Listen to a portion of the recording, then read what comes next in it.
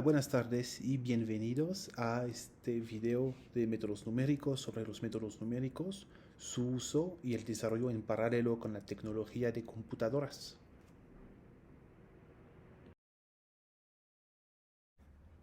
En este video vamos a empezar con unas definiciones generales, que son los métodos numéricos, por qué se desarrollaron, cómo se implementan y cómo se desarrollaron. Veremos después la noción de error, que va a ser fundamental para los métodos numéricos. Hablaremos de tres teoremas esenciales: el teorema fundamental de los métodos numéricos, el teorema de Taylor y el teorema de los valores intermedios, y terminaremos hablando de estabilidad y convergencia. Empezamos con una definición general de los métodos numéricos. Los métodos numéricos son una rama de las matemáticas que plantea procedimientos para resolver ecuaciones y aproximar su solución numérica. Y esta palabra de aproximar es muy importante, es decir, que a la diferencia de un enfoque analítico, con los métodos numéricos no llegamos a una solución exacta de una ecuación o un problema matemático, sino a una solución aproximada.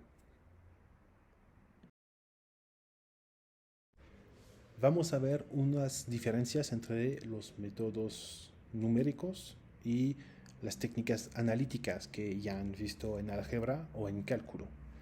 En técnicas analíticas se manipulan expresiones algebraicas, es decir, ecuaciones, sistemas de ecuaciones, con un propósito que es de llegar a una solución exacta, sea un número, sea un intervalo, un punto en el espacio, pero una solución exacta, exactamente definida. En las técnicas numéricas, en los modelos numéricos, se manipulan valores numéricos y se ejecutan iteraciones, es decir, una sucesión de acciones, hasta llegar a una aproximación de la solución.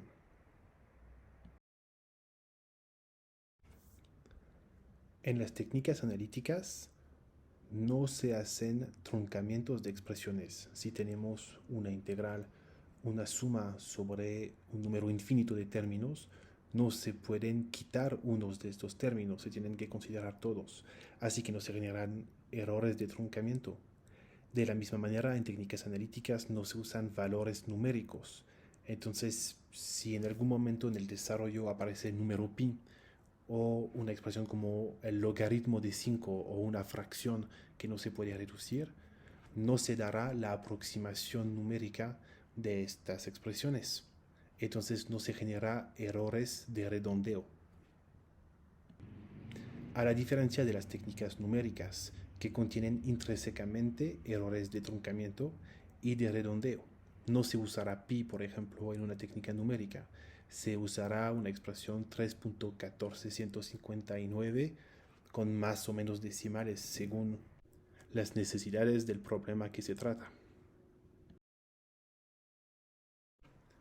Por ejemplo, analíticamente podemos considerar la función f de x igual a 3x más 5. Se puede resolver la ecuación f de x igual a 0 fácilmente, es decir, buscar la raíz de esta función. Y el resultado nos da simplemente menos 5 tercios. Si queremos resolver la misma ecuación numéricamente, vamos a empezar con un valor inicial, una aproximación de la raíz. Vamos a tomar, por ejemplo, x0 igual a menos 4, lo cual nos da f de x0 igual a menos 7, que es negativo.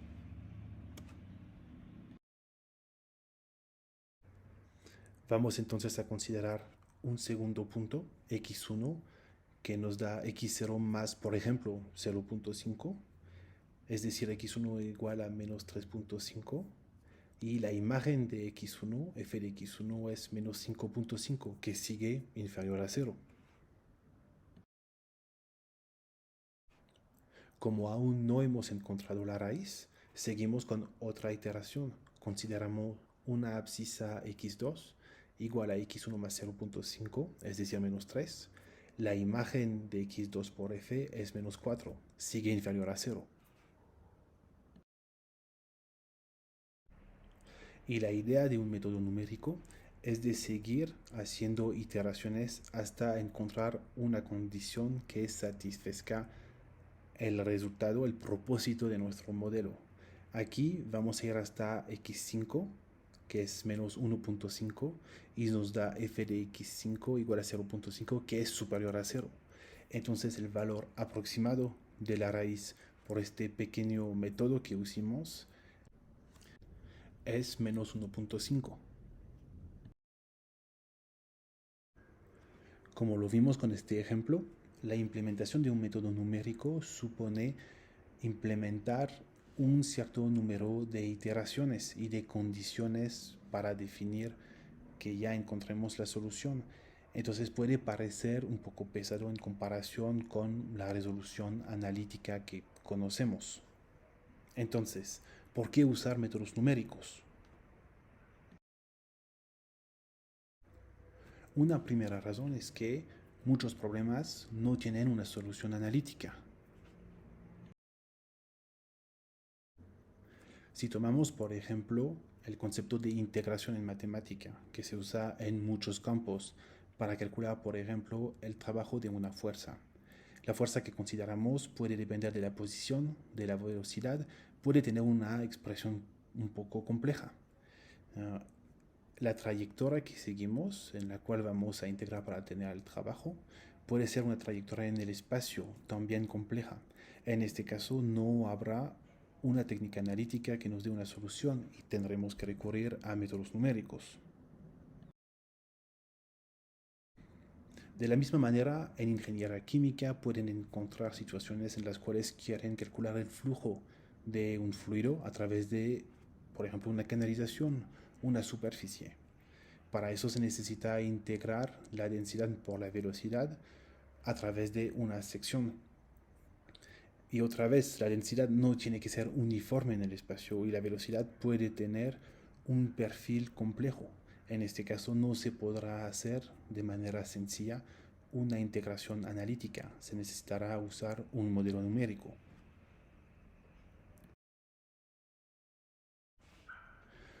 Otro caso en el cual se puede usar un método numérico es para sistemas de ecuaciones muy largos.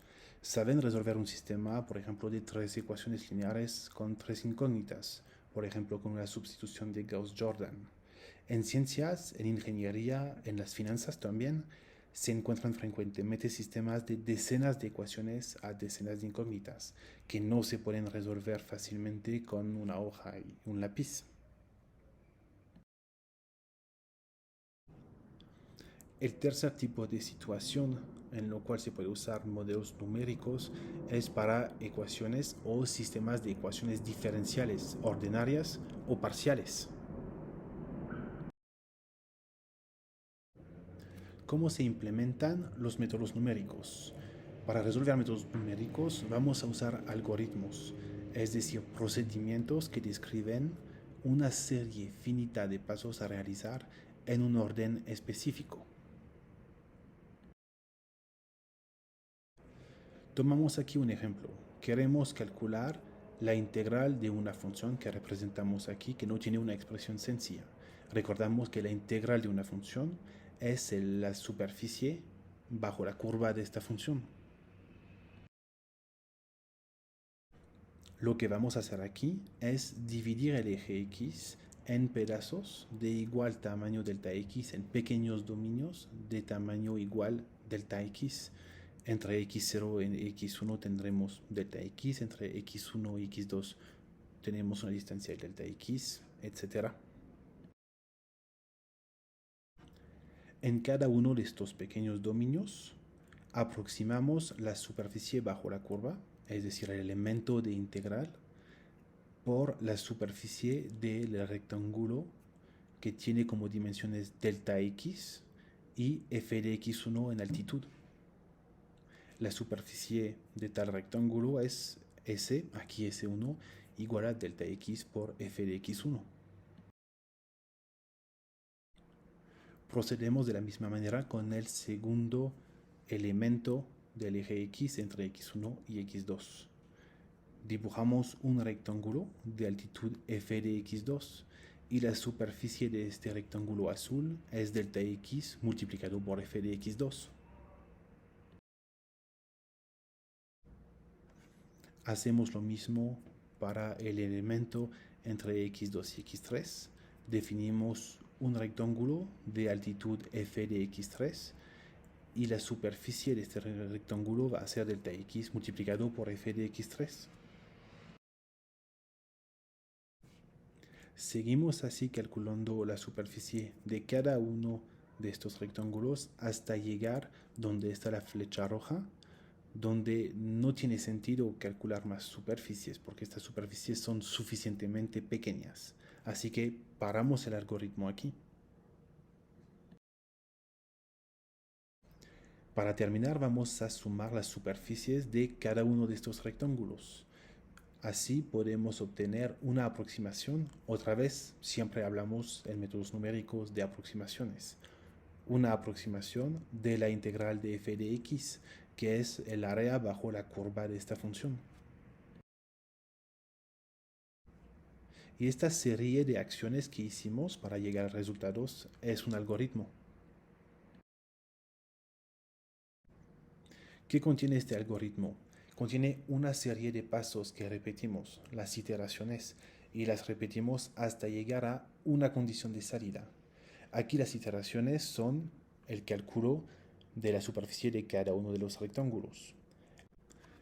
Encontramos la condición de salida cuando nos encontramos con segmentos cuyos rectángulos tienen una superficie casi igual a cero.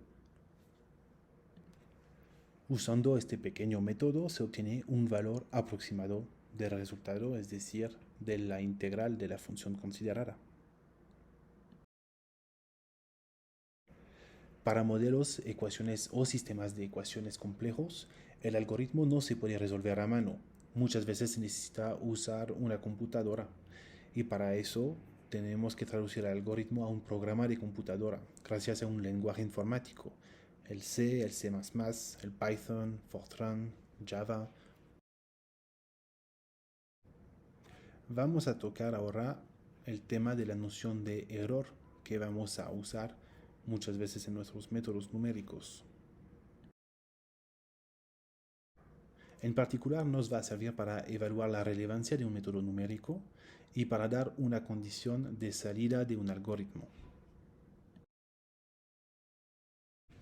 Vamos a considerar una ecuación cuya solución exacta, xe, es conocida.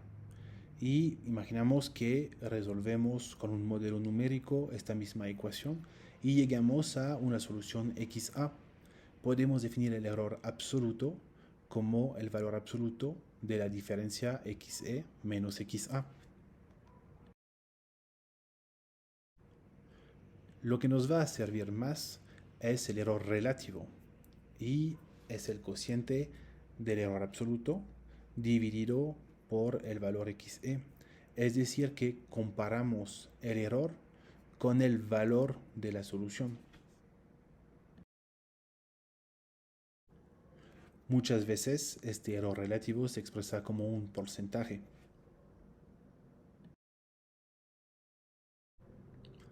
Aquí damos dos ejemplos. En la primera línea, la solución xe vale 1, la solución xa vale 2. Es decir, que el error absoluto, 2 menos 1, es igual a 1. Y el error relativo es igual a 1 también. Es decir, que el error relativo es 100% del valor de la solución. Y eso es enorme. En la segunda línea, en el segundo caso, el error absoluto vale también 1. El error relativo vale 0.001, es decir, que es un error relativo de 0.1%. ¿Cuál es la diferencia entre estos dos casos? En el primer caso, el error, como es enorme, no nos permite concluir, es decir, que el método numérico no tiene ninguna precisión, se tiene que descartar. En el segundo caso, tenemos un error relativo mínimo, entonces se puede validar este método numérico en este caso. El error relativo nos da una medición relevante de la precisión de nuestro modelo. Vamos a ver ahora tres teoremas esenciales. El teorema fundamental de los métodos numéricos, que nos permitirá derivar el teorema de Taylor, y el teorema de los valores intermedios. Vamos a empezar con el teorema fundamental de los métodos numéricos. Consideramos una función f. Esta función se puede expresar como una serie de potencias centradas en un punto x0 o series de potencias de Newton. Es decir, f de x igual a un coeficiente c0 más un coeficiente c1 x menos x0 más un coeficiente c2 x menos x0 al cuadrado, etc. Lo que queremos ahora es determinar los coeficientes de la serie C0, C1 hasta Cn.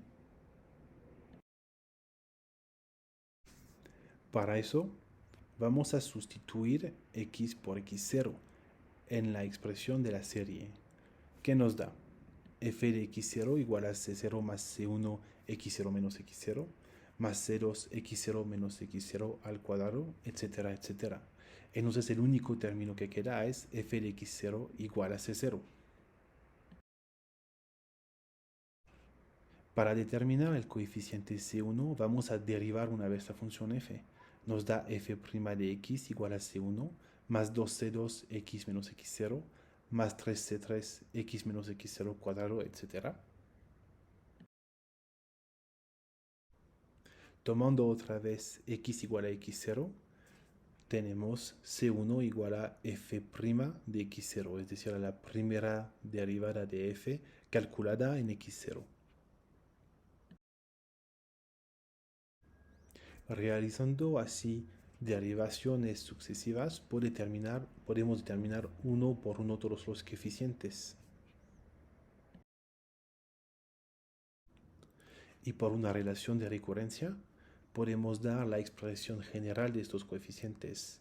Un coeficiente cualquiera ci se puede escribir como fi de x0, es decir, la iésima derivada de f calculada en x0, dividido por el producto 2 por 3 por 4 y menos 1 por i, es decir, factorial de i. Sustituyendo estos coeficientes en la serie de Newton, llegamos a una serie muy importante para los métodos numéricos, que es la serie de Taylor, que se escribe como mostrado aquí.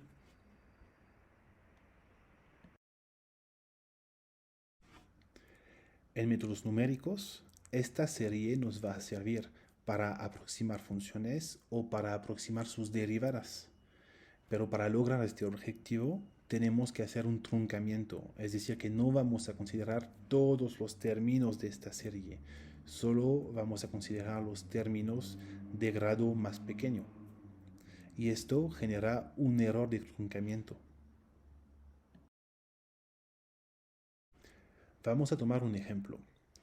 Vamos a aproximar el valor de una función f en un punto x1 usando la serie de Taylor calculada con referencia x0 o la serie de Taylor alrededor del punto x0. Aquí tomamos x0 igual a 0 y vamos a comparar el valor que nos da la aproximación por serie de Taylor con el valor exacto de la función f en x1. En la gráfica de la función f que dibujamos aquí, este valor exacto de la imagen de x1 por f o f de x1 se muestra con un punto naranja.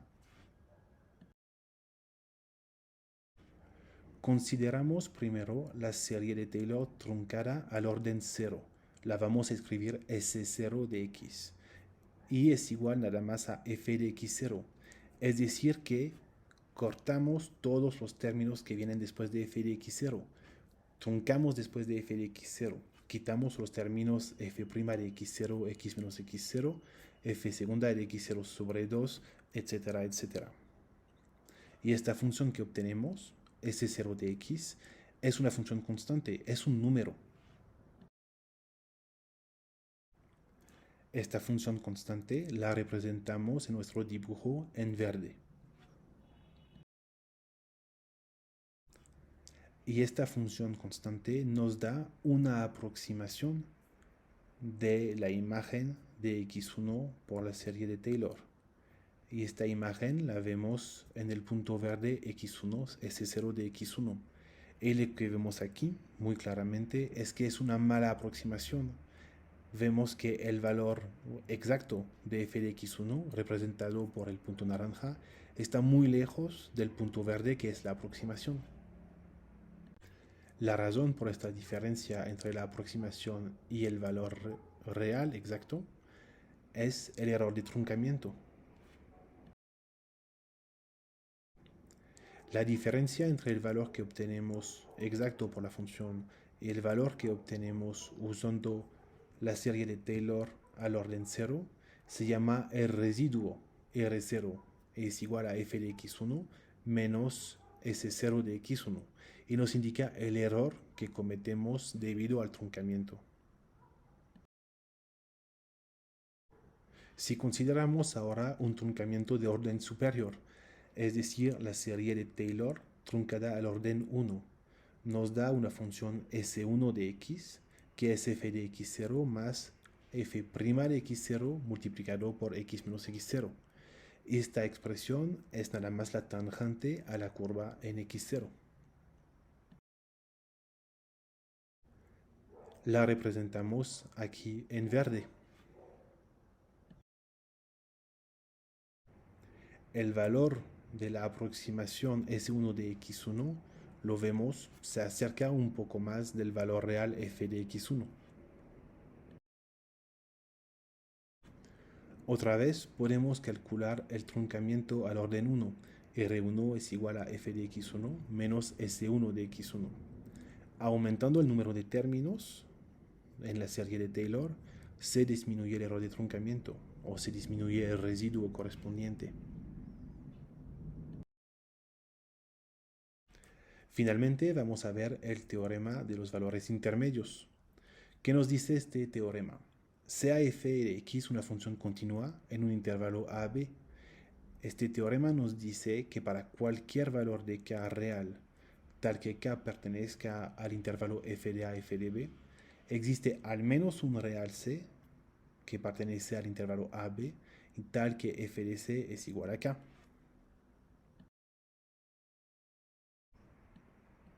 Por ejemplo, aquí dibujamos una función f de x, vemos que es continua, y consideramos dos abscisas a y b con sus imágenes f de a y f de b.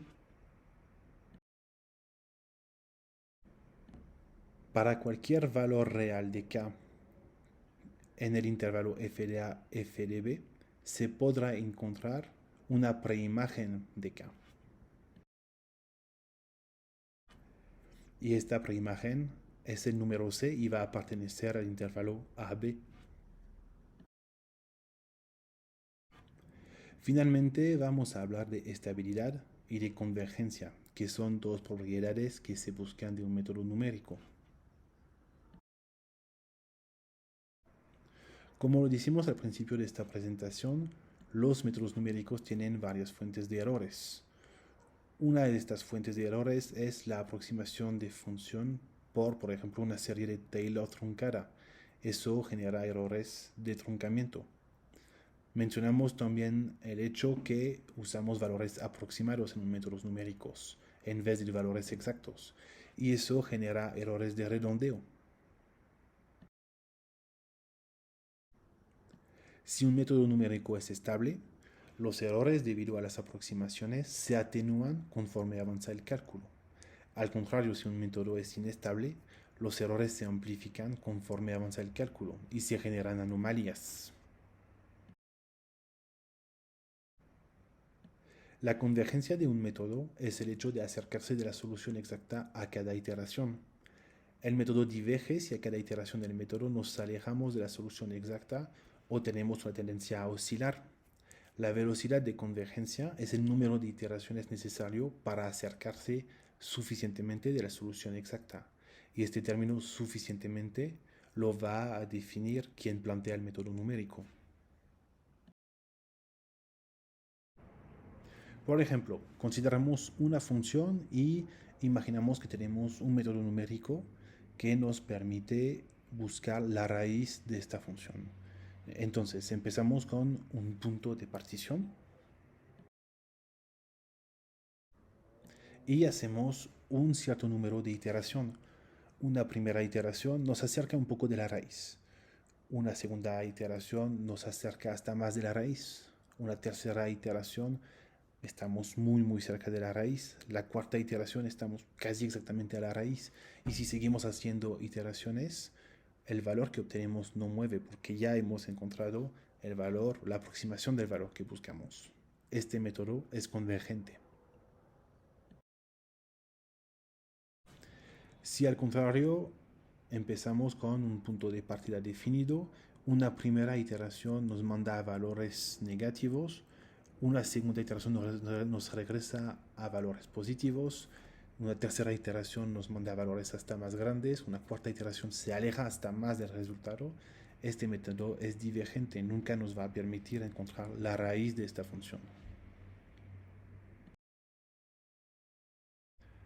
Vamos a dar ahora un complemento sobre algoritmo iteraciones para aclarar bien las cosas. Al principio de la presentación dimos un ejemplo de algoritmo muy sencillo para encontrar una raíz de una función. Lo retomamos aquí en más detalles. ¿Cuál va a ser nuestro objetivo? Consideramos una función f de x igual a 3x menos más 5. Queremos primero mostrar que esta función admite una raíz, es decir, una abscisa x tal que f de x igual a 0 en el intervalo menos 5, 5. Queremos usar un algoritmo de resolución para encontrar esta raíz. Y tercer punto, queremos calcular el error exacto y relativo sobre nuestro resultado y comentar sobre este error. Para contestar al primer inciso, calculamos el valor de f en los límites del intervalo propuesto. F de menos 5 es igual a menos 10, f de 5 es igual a 20. El valor 0 pertenece al intervalo menos 10, 20. Entonces, según el teorema de los valores intermedios que hemos visto, existe al menos un número c que pertenece al intervalo menos 5, 5, tal que f de c sea igual a 0.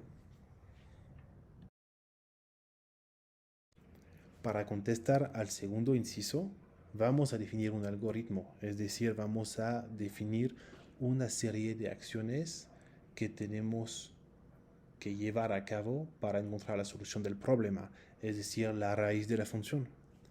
¿Cuál va a ser este algoritmo? Primero, vamos a dar un valor aproximado inicial de la raíz, que elegimos. Aquí usaremos el valor x0 igual a menos 5 y vamos a calcular f de x0. Paso B.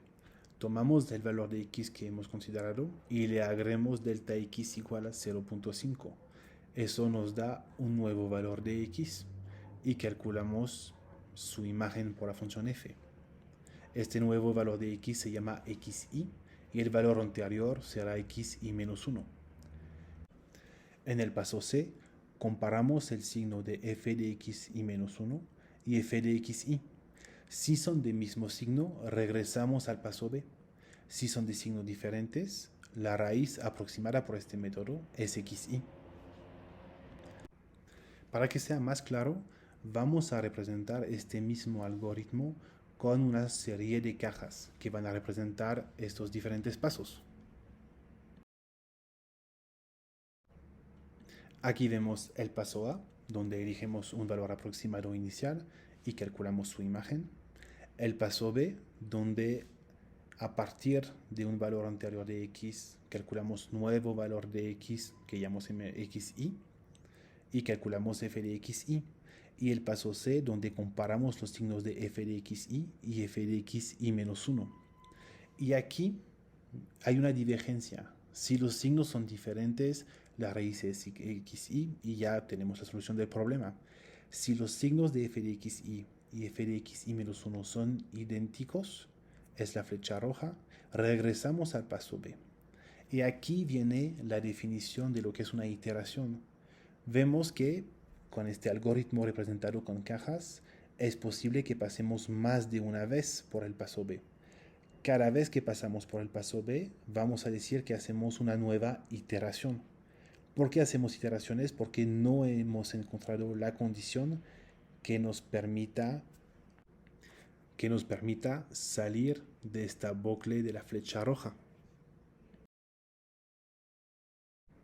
Vamos a aplicar este método. El paso A nos da la iteración 0. Tenemos el valor x0 que es menos 5 y calculamos f de x0 que es menos 10. Pasamos al paso B y eso nos da la iteración 1. Nos da x1 igual a menos 4.5 y nos da f de x1 menos 8.5. Paso C, comparamos el signo de f de x1 y f de x0, es decir, el signo de menos 10 y el signo de menos 8.5. Son idénticos. Seguimos la flecha roja, regresamos al paso B, es decir, que empezamos nueva iteración. Iteración 2. x2 vale menos 4, es decir, x1 más 0.5. f de x2 es menos 7. Comparamos los signos de f de x2 y f de x1. Los signos de menos 7 y menos 8.5 son idénticos. Seguimos la flecha roja y regresamos a la caja B, es decir, que vamos a hacer otra iteración. Tercera iteración, x3 vale menos 3.5. f de x3 lo calculamos vale menos 5.5. Pasamos al paso C, comparamos los signos. Menos 7 y menos 5.5 tienen los signos idénticos. Hacemos otra iteración, es decir, que regresamos a la caja B, seguimos la flecha roja. Hacemos así una serie de iteraciones hasta encontrar la iteración por la cual el signo de f cambia. Y vemos que eso se produce para la iteración 7. f de x7 es 0.5 y f de x6 es menos 1. Son de signos diferentes. Seguimos la flecha verde y la raíz la encontramos es menos 1.5 y la encontramos en 7 iteraciones. Eso es el resultado final del inciso 2. El método que utilizamos aquí nos lleva a un valor aproximado de la raíz xa igual a menos 1.5. Para llegar a este resultado necesitamos 7 iteraciones. Eso nos da la velocidad de convergencia. Inciso 3. Queremos calcular el error exacto, el error relativo de nuestro modelo y queremos comentar sobre este error. El valor exacto de la raíz se puede encontrar analíticamente. xe es igual a menos 5 tercios. Calculamos el valor absoluto, es decir, el valor absoluto de xe menos xa, y eso nos da 0.166. Si calculamos el error relativo, nos da 0.1, o si lo expresamos con porcentajes, nos da 10%. ¿Qué podemos concluir sobre nuestro método? El error relativo es relativamente alto. La precisión del método se puede mejorar, por ejemplo, tomando un paso delta x más pequeño.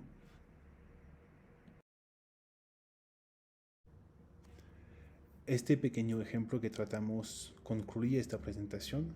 Muchas gracias por su atención.